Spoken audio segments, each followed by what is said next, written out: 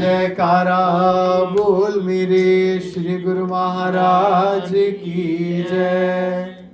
सन्मुख दिव्य श्री सिंहासन जी में सुशोभित श्री परमहंस महान विभूतियों के सुंदर मंगलमय दर्शन दीदार करते हुए प्रेम भरे स्वर में मिलकर बोलो जयकारा बोल मेरे श्री गुरु महाराज की जय। श्री गुरु महाराज जी के पावन चरणों में सेवक की ये प्रार्थना है कि हे सतगुरु, जब तक ये जीवन है तब तक आपकी याद बनी रहे, आपका ध्यान बना रहे, आपका तसव्वुर बना रहे, आपका सिमरन बना रहे, क्योंकि आपके ध्यान तसव्वुर और याद से ये जीवन है। क्योंकि जिस जीवन में मालिक की याद नहीं, वो जीवन नहीं। कहते ना, जैसे खाल लोहार की सांस लेत बिनु प्राण। महापुरुषों ने फरमाया कि जैसे लोहार की धोकनी होती है, अगर उसकी आवाज को सुना जाए तो ऐसा भ्रम पड़ता है कि कोई सांस ले रहा है।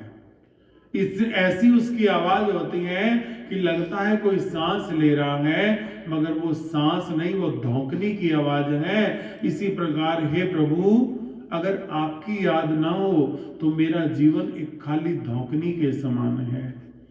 ऐसी कृपा करना कि मुझ पर कभी मन और माया का जादू न चल पाए, कभी मुझ पर ये वक्त हावी ना हो, ये मन हावी ना हो, ये माया हावी ना हो। सदैव आपकी याद बनी रहे, सदैव आपका सिमरन बना रहे, सदैव आपका ध्यान बना रहे।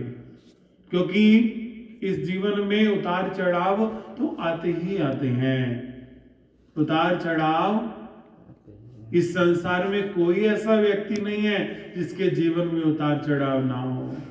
राजा हरिश्चंद्र, धर्मराज युधिष्ठिर और तो और स्वयं भगवान राम, भगवान कृष्ण जो अवतार हुए, जो इतने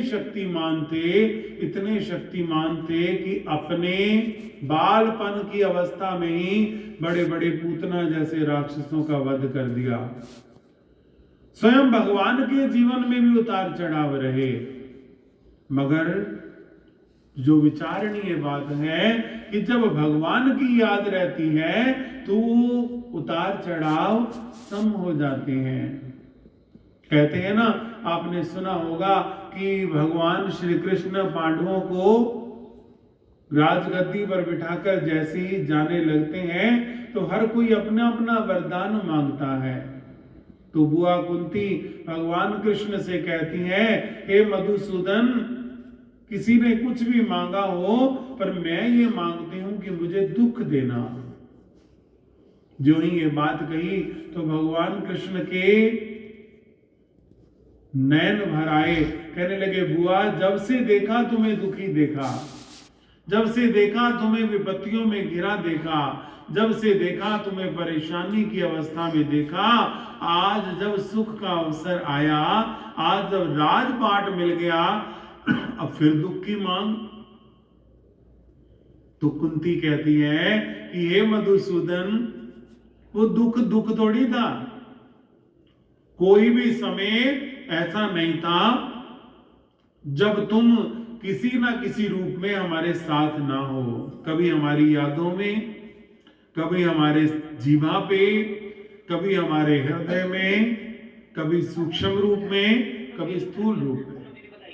हर समय आप हमारे साथ रहे, हमारे सन्मुख रहे। तो इसलिए वो दुख थोड़ी थे, क्योंकि जब आप हैं तो दुख कैसा। अर्थात प्रकाश का ना होना ही तो अंधेरा है।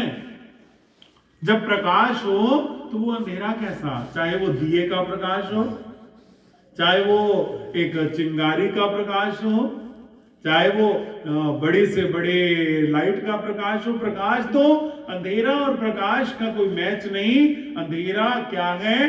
प्रकाश का न होना। तो बुआ कुंती कहती है, मधुसूदन, जब आप हमारे साथ थे तो हमारे जीवन में दुख आया ही कहां।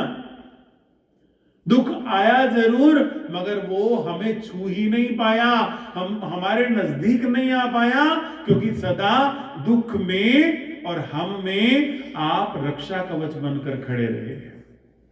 कभी भी दुख हमारी ओर बढ़ ही नहीं पाया। दुख तो अब आया है। ये कैसा सुख है, ये कैसे राजपाट है जब भगवान हमें छोड़कर जा रहे हैं। ये सुख नहीं है। संतों ने कहा, सुख के माथे सिल पड़े जो नाम हृदय से जाए, बलिहारी वा दुख के जो पल पल नाम जपाए। विचारवानों ने, भक्तिवान ने, आम इंसान नहीं सोच सकता, क्योंकि ये चरम दृष्टि का टॉपिक नहीं है, उसका विषय नहीं है। ये बड़ा गूढ़ विषय है, ये अंतर का विषय है, ये अंतरात्मा की बात है। क्यों? क्योंकि आम इंसान चरम दृष्टि से ही सुख और दुख की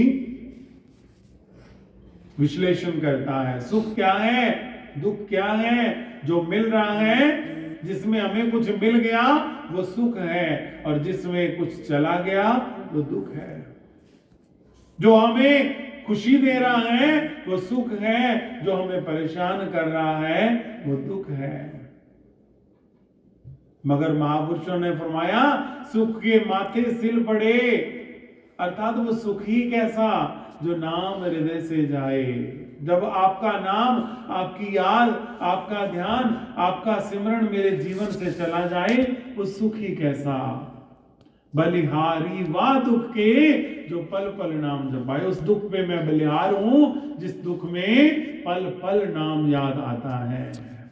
इसीलिए प्रेमी कह रहा है कि मैं जिस दिन भुला दूं तेरा नाम दिल से, वो दिन आखिरी हो मेरी जिंदगी का। हे प्रभु, मुझे वो जीवन नहीं चाहिए, मुझे वो खुशियां नहीं चाहिए जो आपके बिना हो, क्योंकि आपके बिना वो खुशियां अधूरी हैं, वो खुशियां छोटी हैं, वो खुशियां कम हैं।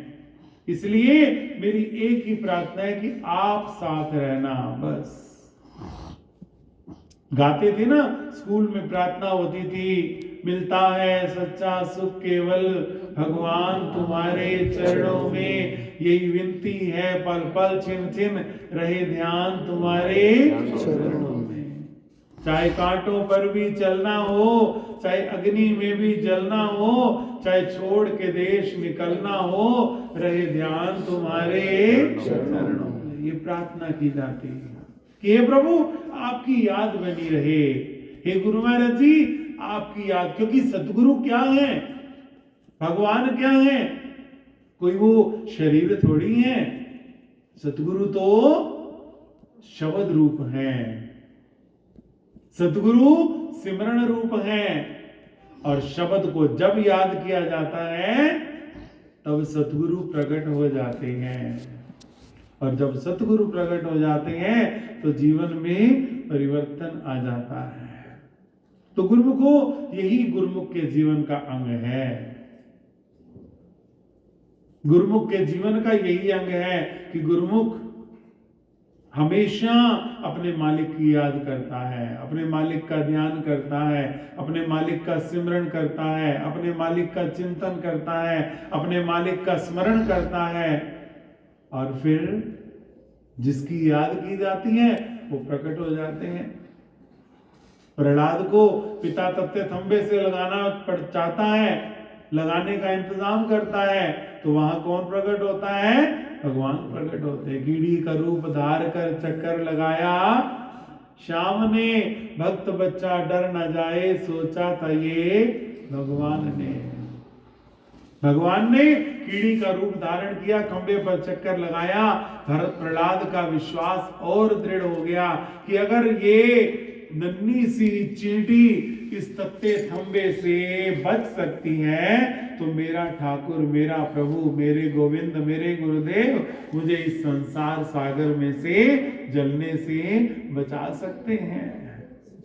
ये सोचते ही प्रहलाद ने उस खंबे को गले से लगा लिया, और गले से लगाने की देर थी कि उसी खंबे से भगवान नरसिंह रूप में प्रकट हो गए। बोलो जयकारा बोल मेरे श्री गुरु महाराज की जय। इसलिए सार क्या है?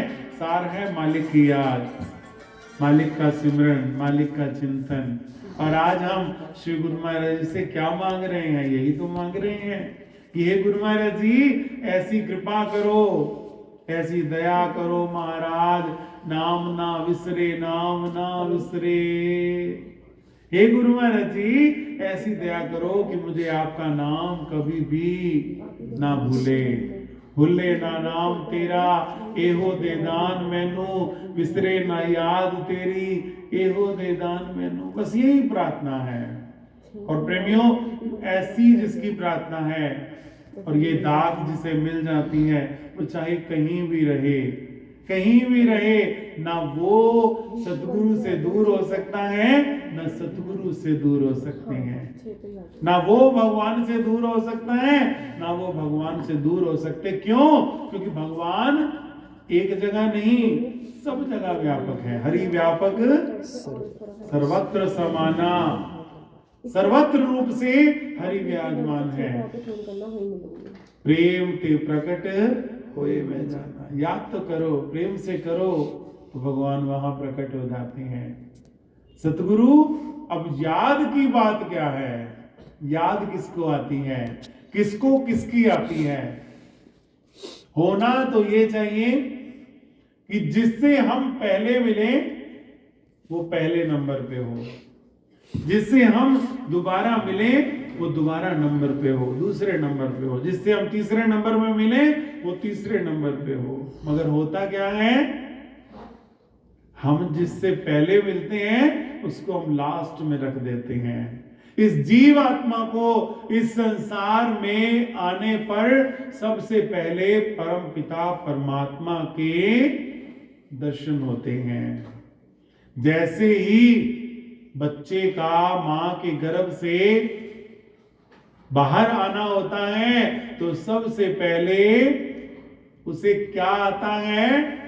डॉक्टर क्या चेक करते हैं? जब बच्चे का जन्म होता है क्या चेक करते हैं? कि इसकी धड़कन चल रही है। पहले धड़कन चेक की जाती है।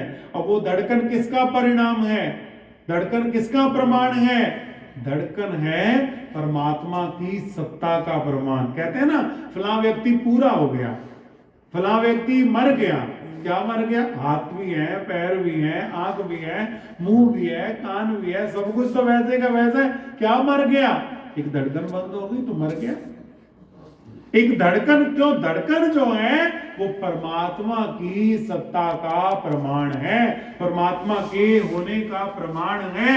इसलिए जब जीव इस संसार में आता है तो सबसे पहले वो परमात्मा से रूबरू होता है।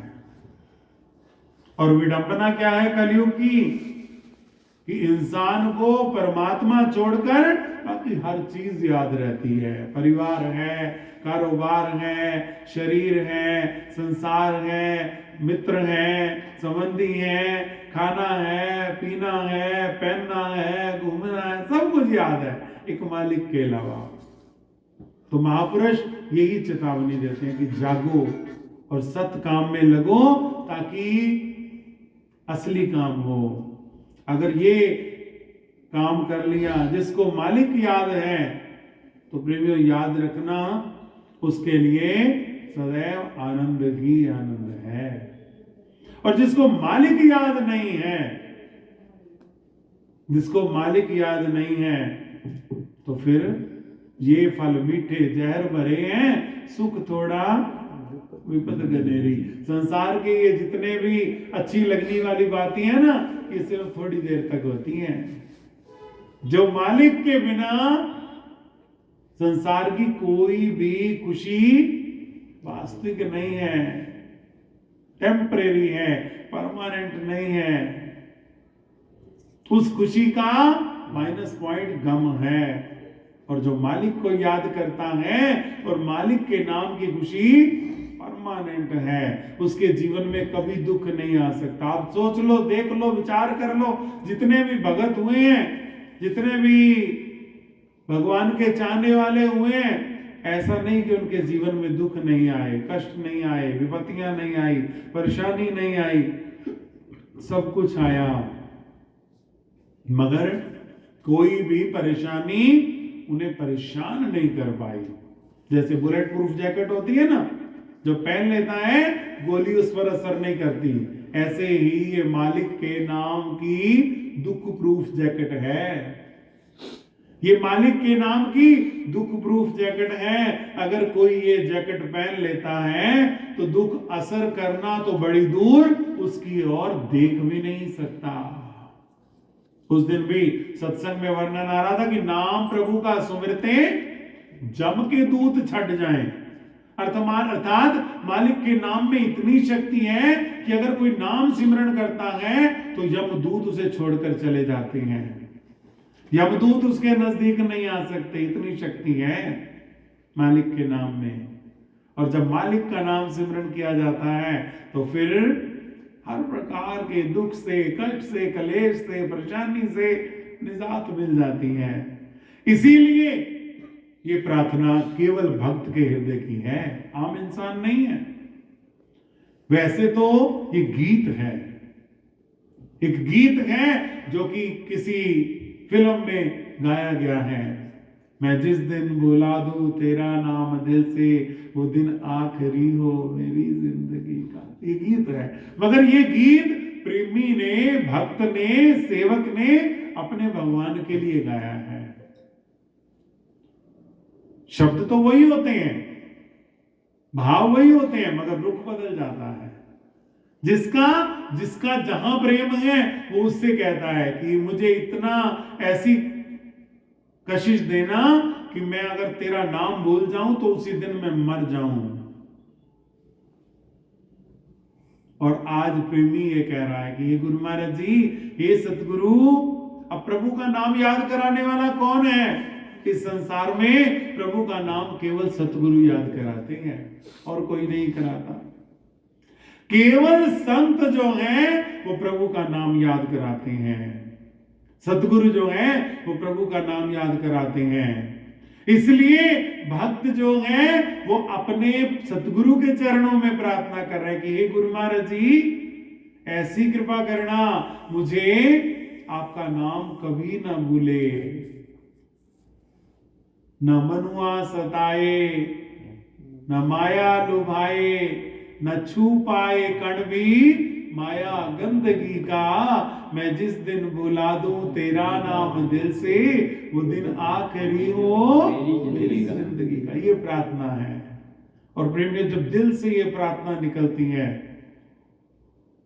तो वो स्वीकार होती है, और जब स्वीकार होती है तो हमें मिल जाता है कि हमारे जीव पे हर समय भगवान का नाम चलता रहता है, रटते रहते हैं। और जब नाम रटते हैं, नाम जपते हैं, नाम चलता है, तो फिर जो नामी है वो अपने नाम जपने वाले के पास रहता है, और जब नामी पास रहता है तो जीवन में आनंद ही आनंद रहता है।